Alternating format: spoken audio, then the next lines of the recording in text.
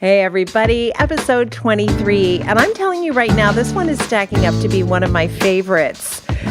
You are a brand whether you like it or not, and this is part one. I say it's one of my favorites because the guest, oh my gosh, brilliant guy, brand strategist Bruce Philp. Every single time I talk to this man, he challenges me to better thinking and better understanding, and I think you're going to find the same thing. And then the topic, you're a brand whether you like it or not. The topic arose because of a question that I asked Bruce in the interview, which is it possible to have a brand and be totally unaware of what your brand is, or even to be working at cross purposes against your own brand? And the answer? Well, you're going to hear it from him. Now, some of you might be like me and you're thinking, at least when I first started, I'm just little old me. I have this small firm. Yeah, I know I need a logo, I need a website, I need a business card, but that's really all the thought I need to give to a brand. And one of the things that helped turn my thinking around on the subject was actually a book that I read. And that's why you're going to meet Bruce, because he's the author of the book. It's called Consumer Republic. And in the book, he goes to bat for the fact that consumers gain power by companies having brands, that it's actually really good for us that companies have brands because it shows that they have skin in the game, they have their eye on the long run, they're going to be around for a long time, etc. Of course, he's going to explain it much better. But suffice it to say, you owe it to yourself to lead with a brand if you plan to win over clients, if you want to instill confidence in those clients, if you want those clients to hire you, if you want to earn more money. This is all going to become really important.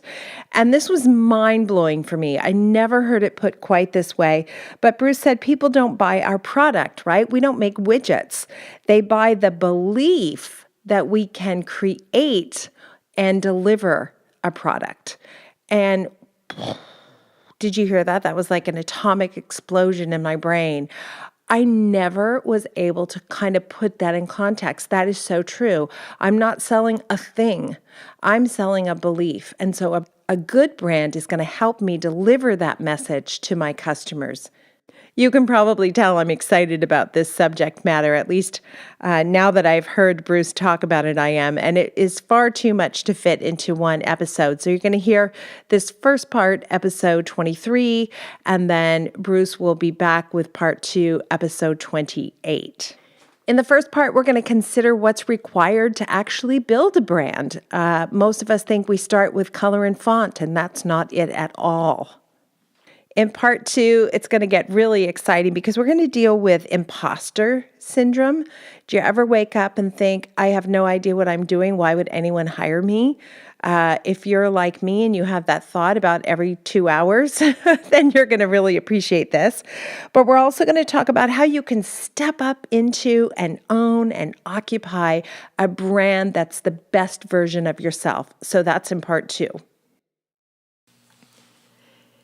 If you're an interior design professional, you're a stager, you're a stylist, you are a landscape designer or an architect, you're in the right place. This is Business of Design, and I'm glad you're here. I want to say right off the bat, thank you so much to Kravet Inc., Kravet Fabrics. You know, they've been around since 1918, and they are a fifth-generation family-run business. That probably explains why their customer service is so good.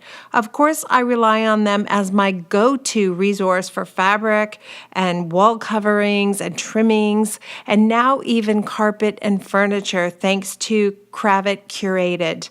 I find they really understand the pressures of my business. Their customer service is excellent. They have a vast variety of fabrics to choose from. And frankly, I love doing business with them. Thank you so much, Kravet Inc., for sponsoring our Business of Design podcast. And now on to the show. Lots more reasons to get excited about these 2 episodes, I promise. If you're thinking about it, by the way, subscribe to us on iTunes or SoundCloud. Give us a thumbs up. It really helps us in terms of our positioning and working with new sponsors, etc.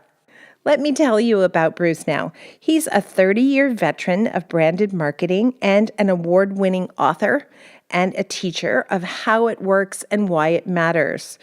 He is a self-described optimist with experience. I love that. His company, Heuristic, was founded in 2011 following the publication of his second book, which he won a bunch of awards for, Consumer Republic. There's a link to the book on our website. Definitely check that out. Heuristic is a boutique consultancy that helps new and transitioning brands find profit and purpose. This straight from their website.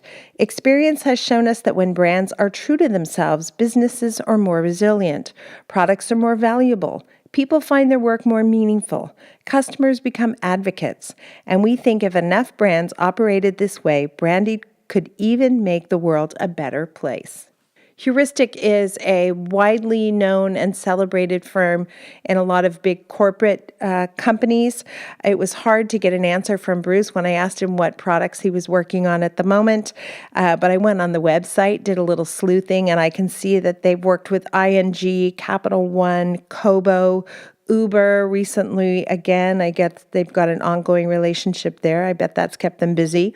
The Ironworkers of Canada, and I bring that one up because I happened to see a video that made me want to go and become an ironworker. It was so beautiful, and I know they did that. Wind Mobile's another one. And I picked out Sapsucker because I happen to think that's one of the most beautiful logos I've ever seen. And then Business of Design. You know, when I approached them, I thought, my company's way too little. They're never going to work with me. And I found the experience of working with them so beautiful, so moving, and ultimately so helpful. So it would be wrong if I didn't mention them. I'm eager to get on to the episode. Let's do a quick little housekeeping first. Hey, Cheryl, you having a good day? I am, except this summer has flown by. We're almost into September now. I know, it's happened quickly. We're busy in September too. Tell us what you have for us today. We've got a bunch of events coming up. So September 6th, we are jumping back into our webinar series. We took August off, so now we're back at it on September 6th with Step 10. On the 28th, you are at the ESA annual meeting. You're speaking there. What is that about? Oh, that's the Electrical Safety Authority. No matter where you live, you probably have something like that as well that talks about licensed electrical contractors. And we'll do some podcasts on that kind of stuff as well. Oh, great. And your third event for the month, on September 23rd, you're going to be in Florida for their annual chapter weekend. And when we get full details on that event, you'll be able to find details actually on all of these events in the event section on businessofdesign.com. But while I'm here, I actually wanted to share a couple of recent testimonials that we've gotten for our podcasts. We've got people listening all over the world. Isabel from Belgium wrote in that she just listened to the podcast on her morning run, and she thanks you for being so true and honest about this business. And just on this week's podcast, we heard from Darcy in Ontario saying that she loved the podcast, and she actually has it on her to-do list to listen to it again when she's not driving so that she can frantically take notes. Oh my gosh, I love it. Can you imagine when we started Business of Design, ever thinking that somebody would be listening to a podcast of ours on their run in Belgium? That's crazy. I know we've got listeners from all over the world. I keep seeing new members joining us from Australia. I think ever since Adam's podcast a few weeks ago, our listeners in Australia is really growing. Okay, well, we're going to have to find an excuse to get there for a speaking event, Cheryl. You got to get on that. Thank you so much. I'll work on it. Okay, take care. And now, back to the show. Welcome to the Business of Design podcast with Kimberley Seldon. Brought to you by Business of Design, a coaching community for independent designers like you. We all know design matters. At Business of Design, we think designers matter too. Bruce Philp, it is so nice to talk to you this way. Thank you for taking time out of your schedule to do this. Oh, it's a pleasure. Thanks for asking me. Now, I promised you I wouldn't just ask you the bold blanket question, tell me all the things, right? That's right. That was our deal. Okay. But there's a lot to talk about. And I know myself as a small business owner when I started out, when people told me I needed to think about my brand, I thought they were ridiculous. Why do I need to think about my brand if I'm a small interior design firm? Well, the list of reasons is pretty long. I think at the top of that list is that you owe it to your clients to give them the confidence to hire you. Whether we want to admit it or not, we sell our services, you do and I do, long before the work is actually complete. So people don't actually buy our product; they buy their belief that we're going to create that product. So if we present ourselves to them with confidence and with certainty and with kind of a clear sense of what we stand for, and we appear to have that sort of swagger of professionalism, they're going to feel much more comfortable about sort of signing us up. And then after that, I mean, I hate to sound crass, but it actually goes to the question of profitability. You can simply confidently charge more money for what you do if you look the part. I like when you're crass. Can we be crass through this entire podcast? Yeah, I'm cool with that. Okay, because I think it's something that most of us don't embrace enough, this idea that it's okay to be profitable. And then that being profitable starts far earlier with, I love how you put it, creating a confident package that the client will buy into. Yeah, that's right. Because as I said, at the end of the day, they don't really know what you're going to do. They're hiring you on faith, just as they hire me on faith. How does your business intersect with our business? Well, I think there are obviously some big differences. The work that you do is much more personal to your clients than the work that we do is. And I think that, on the other hand, for us, the budgets are often quite a bit larger, obviously, and the stakes, at least at a corporate level, also larger. So, there are those differences. But what I think we share is that people hire us in the hope that we're going to magically solve a problem they can't solve themselves. And they hire us hoping that we'll do that based on, the signals we send to them that we've done it before. So my playing small is not being humble, right? I mean, I just can't chalk it up to that. I'm playing small because I don't want to act like a big shot because I'm just little old me decorating firm. No, not at all. You're not doing anybody any favors that way. I mean, your objective is to be paid as much as you reasonably can for what you've done, and have the client go away happy at the end of it, right? So a happy client and you underpaid, that's a failure. You being well paid but the client going away miserable, that's a failure. But in order to have that at bat, you have to convince them that you're someone who's done this kind of work before and you are comfortable with whatever exigencies might arise and you know how to handle them, and it's all pretty free. You want to have that kind of this is sort of a macho reference point, I suppose, but you want to have that kind of fighter pilot certainty about you. Wow, I think I went about this the entire wrong way, and maybe I backed into it, but the fact of the matter is I thought I had to tell them with my words that I was going to take care of them and they were in good hands. But what you're actually telling me is every component of a brand is projecting that message to the client better than I can. Yeah, that's right. I mean, of course, you do have to reassure them that you're going to take care of them. It would be, weird if you didn't say those things. But, just as we do in relationships and just as we do when we're evaluating products that we might buy, we pay a certain amount of attention to what's directly said to us, but we pay a ton of attention to the indirect signals, the unintentional cues that we send that we think really hold the truth. So there's two avenues now that I see in front of me. One is, what are the components I need in my brand, and how am I going to get them today or as soon as possible? Right. And then the second one is what you just said. What are these the signals, subconscious signals I'm giving out that I need to stop right now, and how do I replace them with better swagger? Right. So I'll start with what are the components that you have to think about before we talk about the signals. And I guess generally speaking, I mean, when we're working with a corporate brand, we think of three basic conditions that have to be met before a company can say that it has a brand. And I think those conditions more or less apply to an individual. I think they certainly apply to me when I'm working with clients, and I bet that they would to you and your listeners too. And they are these. So first is some kind of sense of purpose.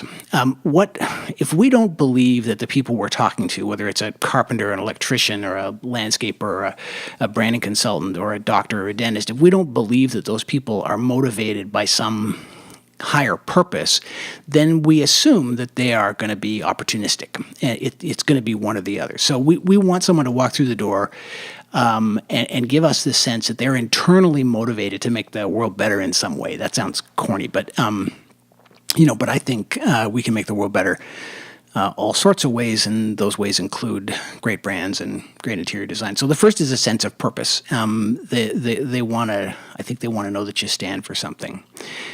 The second is what we call in the business positioning. And what positioning really means is that you know who your customer is and what it is you offer them. And they know who to compare you to.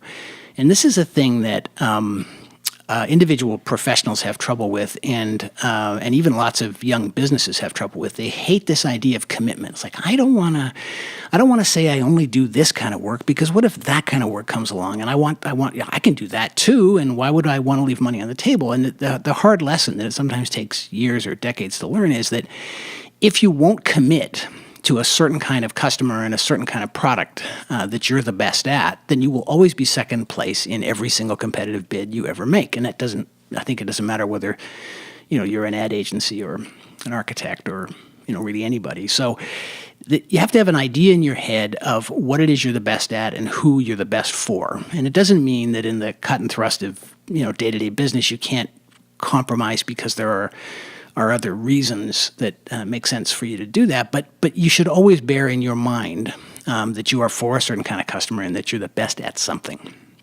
And then the third component that we say a brand has to have is what we call character, and that's kind of a nerdy strategy word. It really embodies two things. One is, do you have personality? Nobody trusts anybody with no personality. I don't want to mention any politicians by name, but I'm sure we can think of personality-less politicians that we think are sketchy, just to kind of, get political. But so you should have a personality, and you should not be afraid to share that personality. I'm actually not great at that. My partner is terrific at it. It's a really essential ingredient to getting people to open up to everything else you have to say. And the other piece of character is this idea of values. You just have to believe in certain things. You have to be the kind of person who has a code that they live by. And it almost doesn't matter what that code is. People are just reassured to know that you are principled. And so if you have those kind of three things in place, if you, pardon me, if you leave people with a sense that you have a purpose in life, if you are pretty clear in your mind about who you're for and what you're the best at, and if you're willing to kind of share your beliefs and your personality in the way that you go about doing your business, then you have a brand, whether you're a person or a billion-dollar corporation. Now, do you have a brand whether or not you know you have a brand? I mean, is it possible that people have a brand and they're completely unaware of what their brand is? Yeah. So good question. Not only possible, but certain. One of the hardest things to convince companies of, never mind individuals, is that you're going to get a brand whether you want it or not. The choice you're making is whether you're going to give yourself that brand or whether you're going to let the world do it for you. But there is no third option where you don't have one. Wow. Okay. Purpose, my purpose. Is it sufficient for me as the interior design firm, small or large? Is it sufficient for my purpose to be, I do great decorating? I would say no, not quite, because that is the price of admission to your business, right? You have to, even if you're not a great decorator, you have to believe that you are at least, and hopefully be one. You don't get to eat if you don't have that quality. The kind of purpose I'm talking about is at a level above that. So it's about what drives me to even approach this business in the first place. Yeah, exactly. So I want to create lasting home environments that support people's ability to be happy in their homes. Yeah, for example. Okay. And then the second one was, again, Sorry, my memory. So positioning, yeah. So positioning. Getting kind of jargony there. Sorry, but so positioning essentially asks you to commit to what is that thing you're the best at, and who is the kind of customer for whom you are perfect. Now, do you accept that on default? In other words, I was speaking to another interior designer recently, Jackie Glass, and both of us had the experience where we were published in a magazine early in our career. And that became our customer for a long time. And it was hard to shake that customer because we got a lot of publicity. So in my case, it was a French country look. And it stuck with me long after that trend was popular. Yeah. So is it about a style or is it about a certain snack bracket? I want to deal with mid to high-end clients. How defined do I need to get that? Yeah, I think you want to, in your own mind, be pretty defined. You may want to be more careful about the language you use when you're talking about it publicly, but the problem that you describe is a problem that corporations have too. I mean, we might think about, Nike in the early 90s making nothing but athletic shoes, gazing longingly at the leisure wear market. Positioning, like any kind of strategic decision, comes with a cost. But the thing you have to kind of remember is that every decision comes at a cost and a risk. They all do. There is no way to make a decision about your business and about your brand that doesn't carry along with it some risk or some freight. So what you want to be able to do is position yourself so that you can build bridges from that in the future. It's not a question of saying no to every piece of business that comes along that doesn't conform, and it isn't a question of doing French country for the rest of your life, but it is a question of knowing why you were great at that and thinking about how those attributes could be exported to another look, another context, another situation. All you don't want to do is stand for nothing and no one. Okay. So let's just say I'm just starting out and I'm desperate, right? I want work at any cost. Is this something I need to think about that early, or is this something I think about 10 years in? It's the first thing I would think about. I mean, when we work with small businesses, and I'm thinking now about startups in particular, one of the principal reasons they fail is their unwillingness to consider the three questions that I've talked about here, in the belief that they'll leave themselves more flexible and they'll be able to go out and find the business wherever it lies. I firmly believe that even if you have to do work that isn't consistent with your ambition in order to keep the lights on, you should still have that thing stuck on the wall. Here is my purpose. Here is what I'm the best at, and here's who I'm for. And if you compromise that in order to pay the bills, then just get up in the morning and look at that thing and say, okay, not today, but maybe tomorrow. But you cannot have nothing pinned to the wall. Okay, it almost sounds like you could boil those three things down into a mission statement and just have it as your mantra. Yeah, you could, and I think that's a great exercise to go through, and much harder than people think it's going to be.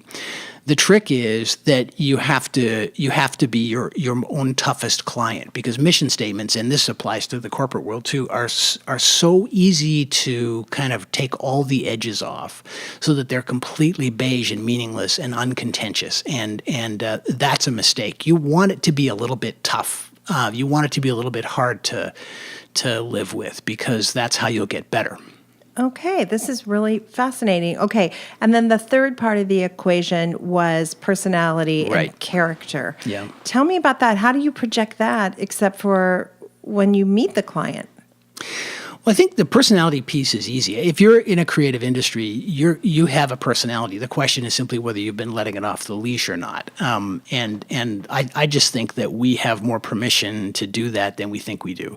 It took me a long time in my career to get comfortable with being the arrogant jerk I actually am with clients, but they're reassured by that. And every once in a while there'll be one that I don't get along with. But frankly, if they aren't comfortable taking my advice, then I can't give them any value anyway. So it's better that we don't work together. But everybody else wants me to be authentic. They're comforted by the fact that I'm authentic because it says I'm confident. And if I'm confident, it says that I've generally been more right than I've been wrong in my career, and that's the kind of guy they want in their corner. How do we, oh man, I hear exactly what you're saying, and I agree with you 100%, and I feel like I'm there, but there's so many people listening who are saying, oh my gosh, I just don't have that kind of confidence yet. What am I going to do? I guess this is taking us right down that second path you identified, which is how do you project your swagger? Signals, yeah. Well, it's funny. The story that I like to tell about this particular subject has to do with our own business, and the story is called the $1,000 business card. So my partner is also my wife, and we work together out of our home. So we have clients all over the world, and they're all corporate clients, and they're all pretty big, and it looks very impressive on our website. But the fact is that on most days, it's the two of us and the cat in our pajamas kind of working. And so that produces a certain dissonance that you have to deal with, where when you're on the phone, you have to give people the sort of confidence that they're dealing with a professional who's experienced and as I said earlier, is right more often than they're wrong. But on the other hand, you want to enjoy the benefits of being self-employed and the kind of casual ease that goes with that. And the fact is, I'm never not thinking about my clients' problems, even if I'm cutting the lawn. So when we first started working together, my wife and partner said, we need awesome business cards. And I'm like, so not digital ones then, like just from a printer. No, really awesome business cards. So I'm like, oh, so like they're thicker and they have that bumpy type on them. And she's like, no, really awesome business cards. So the next thing you know, we have these beautiful letterpress, sort of maker culture kind of, slabs of high cotton fiber, cardboard with this beautiful, kind of letterpress, debossed images, and they're like lovely kind of early 20th century feeling to them, and they're printed on both sides, and you hand them to somebody, and they feel kind of guilty if they don't look at them for a minute, and it cost like $1,000 a box.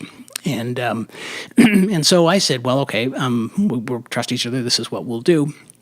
And so we bought these expensive business cards. And the two things I will tell you are, A, I still have lots, so it really wasn't bad value. And B, when I hand one of those things to somebody, they always raise an eyebrow, and they remember it, and they don't throw it out. And it looks like a card that comes from a company that is successful and prosperous and cool and considers every detail, which is exactly what they hope they're hiring. So I guess you're bumping into me here in my default value system, which is if I have the most beautiful business card in the whole world, won't the client think I'm trying to show off and be a shooter? And you're telling me no. I think the client's hoping you are. I mean, I don't think any of us should commit a fraud. I don't think I should go and rent a Lamborghini when I want to, make a credentials presentation to a prospective client. But at the same time, I don't think I'm serving anybody if I hide the fact that we're a successful business. And so, I'll try to make sure I dress well and with some little detail that's memorable, and I'll try to make sure the car's clean and I don't feel too guilty about driving something that's late model. These having a nice briefcase. I mean, these things, however you choose to do it, and I wouldn't want anybody to sort of make a list and say, well, I got to get $1,000 business card and a nice car and a better jacket. But be aware that every choice you make about your physical presentation will be assumed to be intentional. And so it may as well be intentional. You may as well think about how you want to present yourself when you walk in the room, because that meeting is half over before you've opened your mouth. Wow. So people are listening right now, and I wonder if they're thinking what I'm thinking, which is all those years when I first started out and I wanted those luxury clients, I did the opposite of what I probably should have done to let them know I could handle their projects by kind of playing it small. I had a nice car. I'd kind of park it down the street. I didn't want them to think like, who is this fancy thing showing up here? Who is this powder puff? She can't handle my hard work. And in fact, I probably should have embraced that a little bit sooner. Well, I didn't know you then, so I couldn't say, but maybe. I think if I'm a client, and I have been a client of yours, I want to know that you get me. And if you walk in the door sending signals of humility and kind of hair shirt, frugality, and I'm a successful Bay Street lawyer living in Rosedale, the first question that's going to go through my mind is, are you my people, or do you even know who? Or you did our our loft. I hope it's okay for me to mention that. It's in a particular part of the city that's got a particular vibe, and it would have been terrifying to hire somebody who walked in the door looking as though they had come from a completely different part of the city and didn't get the neighborhood or us at all. It would not have been confidence inspiring. And you might have been the most talented person in the world, but I would have been very nervous about writing that check. Wow. I'm going to be curious to hear from our listeners on this topic and see if this is resonating with them as much as it is with me, and how important it is for us to be aware of the fact that it's okay to own your fabulousness, and playing small doesn't actually serve you very well. And that if you really want those luxury clients, you do have to be able to talk their language. Because there's so many conferences and podcasts and seminars devoted to getting luxury clients. And the fact of the matter is, I think most of them, at least the ones I've listened to, have completely missed the mark. Yeah, I mean, and it's not that I'm unsympathetic to, what it takes to get a business off the ground. And again, I stress I wouldn't want to be taken too literally here, but I think about the times that we have worked with graphic designers, for example, and, we'll walk into a room and sit down with those people, and the thought that's in my mind from the moment I sit down is, you had better have better taste than I do. Yeah, I'm sure our clients want to know that about us as well. Right. And the thing is, clients are well-traveled, they are well-read, they appreciate good food and good wine, and they want to be able to talk to you about all of those things when you go in their home to decorate. So, owning that is okay. I couldn't agree more. I mean, you don't do yourself any favors by playing modest, and you don't do yourself any favors by playing bland. Wow. Beige isn't a color, it's a way of life. Right. There you go. Okay, so I want to speak. I guess I'm feeling sort of protective of that person who's just starting out, and they think they're very far away from where you are, and very far away from where I feel that I am. How do they portray swagger a little bit more? What are the things that they can do to be a little bit more confident, project confidence? And I think, by the way, if they project confidence, eventually they grow into that a little bit faster. Right. Well, I think there are some very basic tools that a designer must have to have from the moment they hang out their shingle, and those tools are probably some kind of website. There are probably some kind of logo and some basic collateral material like a business card, and there's probably some kind of presentation format that they have to work in when they're sharing their thinking with clients. Those are three areas where good graphic design will pay off, and so I would I would say that that's a place to start that doesn't need to be very expensive or very soul crushing, to just go the extra mile to make them gorgeous. And I think that, every agency art director I ever met thought he was a graphic designer, and every graphic designer I ever met thought he was an architect, and every architect I ever met thought he was a graphic. We're sort of terrible about this, but I would say, there are a lot of really brilliant, gifted, and graphic designers out there who do beautiful work and don't charge $1 million. At least consider the possibility of having that initial body of work, created for you, because A, they'll be better than you, and B, they're going to think you're better than you think you are. Right. I can speak firsthand to this one. I think I'm a pretty good interior designer, so how hard can a business card be? And I can choose a color for my website, and I can choose a font and all that kind of stuff. And I did that for a long time. And then, full disclosure, I hired Heuristic. I can't remember if I hired you first or you hired me first, or if it was like a rock, paper, scissors thing. I don't know. But anyway, I was shocked at your sort of dissection of what was going on with the Business of Design brand. I thought we had a pretty solid brand. I was pretty proud of what the original site looked like. And then your assessment kind of blew my mind. So I realized, why did I think that I knew how to do that? Why did I automatically assume I could do that because I'm an interior designer? I was so far out of my depth. Well, I think, so that you're not too hard on yourself. I mean, I think part of it is because there's a set of skills that those people have that, you may not have in as much abundance as they do. But the other thing is that, there's a reason why they say the lawyer who represents himself has a fool for a client. Even if you're the best in the world, you're going to suck at being your own client. All your hang-ups are going to get wrapped up in the decisions you're making about your own brand. And if you like so many creative people have insecurities, if you get up every morning with imposter syndrome, if you're the kind of person who goes, oh my God, I'm not sure I'm up to this job, and I'm a fraud. Geez, I hope these are voices that we all hear. You got a hold of my diary. How? How did you get my diary? I feel the same way as a writer. I think we all have these issues. Well, that makes us terrible clients. You want somebody sitting across the table from you who looks at you on the surface and takes their own hope rather than their own hangups and says, I bet this is the best interior design that there has ever been, and so I'm going to do a logo for that person. And the designer who did your work with us was entirely focused on what makes you great and is unaware of your hangups, if to the extent that they might exist. Right. No, for sure. But that convinced me I'm ruined. Now I know I'm ruined. It's kind of like when you take your own photographs of finished rooms, you think they look pretty good, and then you hire a professional and you go, oh my God, I will never take another photograph of a room I do again. I will never attempt a website or a business card or a logo or the color story or the font or any of it, because there's just so much to think about, and getting it right matters so much. And I feel like I grew into the brand when the brand looked better. I got better when the brand looked better. I got better when the brand got better. And that right there, my friends, is the moment where I realized, wow, there's a whole other conversation we need to have with brand strategist Bruce Philp.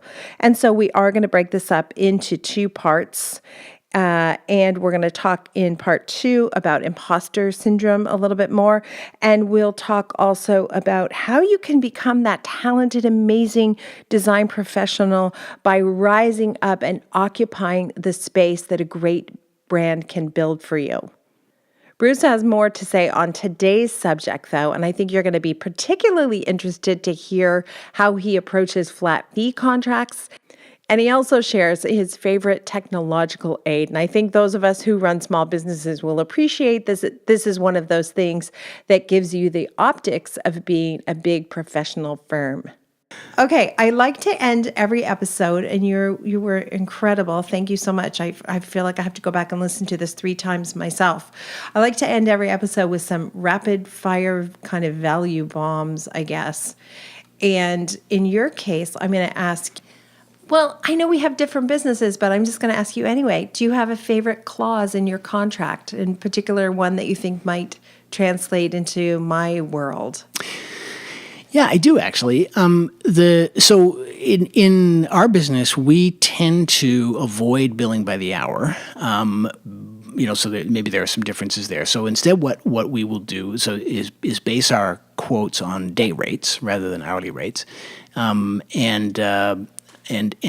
what we'll do is scope the work that we do as specifically as we possibly can. So we'll present, here is exactly the end result you will get. Here is our work process, and here is the product you'll get at the end, and here's the price. So it's not by the hour. It's not like running a taxi meter. It's like, you're going to get this thinking from me, and it's going to cost you $50,000, and clients really like that because it means that they don't have to worry about the meter running whenever they pick up the phone, and it's there's a little opportunity for us to make some margin by becoming more efficient, and it also takes into account the fact that I'm thinking about the problems that I'm trying to solve for them all the time, not just when I'm sitting at my desk. So that's a little sketch of how our business works. So we have a clause in the contract that says that we will change the fee under 2 circumstances. One is if the scope changes, and 2 is if the work continues beyond a set deadline. So in other words, we'll make a date. We'll say, look, this work is going to cost you $50,000. It won't cost you a penny more. You don't have to give it another thought. But if you add work, we'll charge you more. And if you drag this out, we'll charge you more. And it's amazing how it keeps people in line. And it also happens to line up perfectly with the truth about how our business actually works financially. Okay, so this applies directly to every flat fee project we do. It's the exact same thing. We define a scope of work, we name a flat fee, and it won't go over. But the thing that I'm missing, and the thing that I'm going to add, and the thing that all of us are going to add is a deadline. It has to be finished by X date, or we're going to charge more. Right. That's so good. I'm experiencing a direct problem because of that right now. The client delayed. It didn't take any more of my time for her to delay, but now I've got a pile up of projects that I shouldn't have. Right. That one should be done. Yep. But it's not done, and there's no penalty for that delay. Yep. So, wow, that's good. Thank you for that. Okay, how about this one? Is there a favorite tech tool that you use on a regular basis? I think there'd be a lot of contenders for that, but I kind of want to say our conference calling service. I know that sounds bananas because it's not really all that high tech. But when you're a very small company and you work out of your home in your pajamas, there is something comforting to people about being able to say, we'll set up a conference call on our service for you, or being able to present a PowerPoint presentation over that thing. It just looks professional. For the $300 a year it costs us to have that thing and to give them access to local dial-up numbers anywhere in the world, it goes back to the $1,000 business card. It makes it look like we care about those details and we are professional even though we're small. So it would be better for me to say, I'm going to set up a conference call for us through our service than to say, I will call you when I drop my son off at soccer and before I pick up the milk from the grocery store. Right. Okay, so optics matter is Absolutely, what I'm learning yeah. from you. Optics matter, and the reason they matter is they give people confidence. And they will take what they think they discovered about you, and they'll apply it to everything they believe you're doing but can't see. So the fact that we have a professional conference service that gives them a local dial-up number for San Francisco and has the ability to share files and desktop, that's like, okay, so they're serious. That must mean they're being serious about all the other stuff they're doing too. And as dumb as it sounds, this is how the human mind works. Wow, and you follow that thread all the way to the end of the ball of yarn. And I bet you the client doesn't argue as much with the company that has the conference calling service as it does with the woman who's exhausted and dropping her kid at soccer and picking up milk on the way home before she makes dinner. Yeah, no doubt. Wow. It's kind of like leading with the chin, isn't it? When you give out those personal details, you're setting yourself up for some judgments. Yeah, you think you're putting some forgiveness in the bank, but what you're really doing is giving away your power. What's the name of the conferencing service you use? Right. We use GoToMeeting, but I'm sure there are lots of equally good ones out there that offer the same sorts of services. But GoToMeeting is good and stable, and we also use it as our when we're doing podcasting work, we use it as our dial-in tool. Okay, so we use that as well when we do webinars. We have GoToWebinar, and I think it's super reliable. But I've never used it to set up calls with clients. I don't know why. That's kind of crazy. Thank you. Yeah, it's funny. I think a lot of the work that you do probably is done in the client's home or office, so it's not really asking much of them. But in corporate life, we find that people are delighted to not have to go sit in a meeting room or get in the car. Right. Yeah, for sure. Absolutely. Okay, 3 ways small business owners give away their power. This is your fault. You brought it up. The next book. Really? No, yours, not mine. My next book, no. And we're going to talk about your books. But 3 ways small business owners give away their power. I think that's one for sure. Is just the simple professional, details of how you conduct business. I think independent professionals are terrible at cash flow, and by that I mean prompt invoicing and prompt follow-up when things go, over the agreed payment terms. I think when you do that, you profess your weakness in, just unmistakable terms. And third one, I think it goes back to this thing we talked about earlier about sort of purpose and positioning. If you appear to be willing to compromise on the fundamental things about who you are as a designer, they know they've got you. And that I've certainly seen that happen in our business, and it doesn't get better.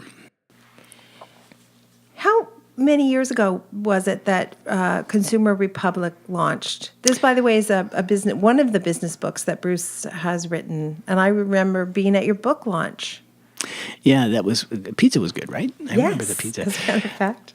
It came out in 2000 in Canada in 2011 and in the States in 2012. Is there any country it's not out in right now? Meaning my agent and I sold worldwide rights to the publisher. So it was kind of up to them after that. And as it's turned out, it was in Canada, the U.S., Australia, New Zealand, and I think that's it. So one of the things that I took away from that book is that that being a brand means you have some skin in the game, that consumers look at a company that's a brand, and we talked a little bit on the show about the confidence, but there's also kind of a belief that you're in it for the long haul, and that if and when there's a challenge or something goes wrong, you'll still be doing it so they can go back to you. So those are all powerful reasons why it's okay to be a brand. What else would you say off the top of your head from Consumer Republic is valuable to our group? And everybody, by the way, will have a link to the book. It's an excellent read. I know there's a great little story about a toaster, which I've shared, I'm sure, at seminars, et cetera, and Bruce shared actually at one of our conferences. But are there a couple other takeaways from Consumer Republic that we need to look for? Well, I really think that's the big one. I mean, the point that I was trying to make to consumers was that if a brand is famous, it has a lot to lose by disappointing you. And so if you spend your money with the companies whose values you share and you don't spend your money with the company whose values you don't share, and if you're willing to speak up when you're happy and when you're not, then by definition, you will create a more conscientious form of capitalism. You'll create better companies. And, the world is increasingly full of examples of both scenarios. I think that the parallel that you've drawn here is kind of perfect. That if you stand up and say, "This is my company, this is my name, this is what I stand for. I am willing to be a little bit famous, to be known by people," then the person sitting across the table from you knows, whether they form the thought or not, they know instinctively that you've got something to lose by letting them down. Whereas if I was just, Kevin, the branding consultant, and I might disappear tomorrow, why should they trust me? Because I'm not going to be around to share the pain if I screw up. I think that the parallel is exactly the right one, and I don't think there's a better theme in the book with respect to the people listening to this podcast. So everybody needs to pick up a copy of Consumer Republic, and like I said, we'll have a link to it on the website. Bruce, you got to come back. Got to promise you'll come back. Okay, I promise. You can wear your onesie. Thanks.